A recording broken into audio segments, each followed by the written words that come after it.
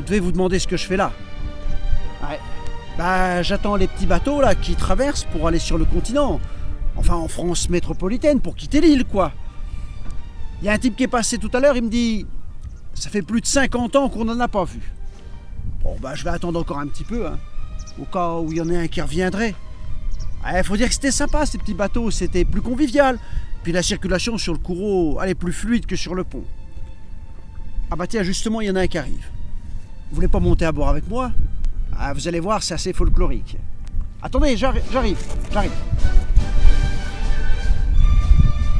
J'ai bien de la chance, je vais pouvoir monter sur le bateau des dépêches, c'est le plus rapide et on doit lui laisser la priorité. Il appartient à la compagnie Bouineau, et André Bouineau le voici. La moustache vaillante et autoritaire, il faut dire que le capitaine sera aussi à la barre de la mairie du château de 1881 à 1912. Avant d'embarquer, il faut déjà décharger les marchandises et pas avoir les deux pieds dans le même sabot. Du reste, il vaut mieux pas avoir de sabot du tout parce qu'en plus ça glisse. Et tout ça bien sûr sous la surveillance de douaniers quelque peu suspicieux. Il faut dire qu'il y a un tel bazar sur le port entre le train, les bateaux Bouineau, les marins, les ostréiculteurs, c'est un charivari continuel. Et parfois il y a des bateaux de gros tonnage qui en plus arrivent. Décidément c'est complet. La compagnie Bouineau est extrêmement prospère et possède de nombreux navires. L'André Bouineau, évidemment, l'Éclair et le Rapide, qui ne traînent pas sur les vases, plus tard viendront l'île d'Oléron, le Gaston Bouineau et l'André Bouineau, second du genre. Nous allons embarquer sur le Chaput. Pendant la traversée, il faudra montrer patte blanche et son titre de transport. Pour certains Oléronais pure souche, je parle de ceux qui ont des gènes de Goémon et de Bigorneau-Perceur, le continent était considéré avec effroi comme terra incognita.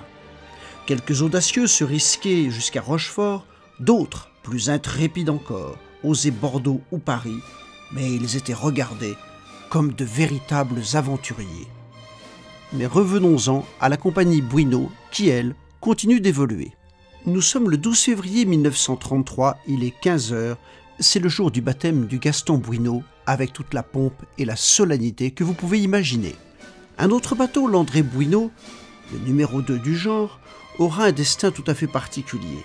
En effet, il coulera le 2 mars 1950 au large du Portugal, venant de Casablanca, allant à Bayonne avec une cargaison de liège. La compagnie avait été fondée en 1882 et sera dissoute en 1966.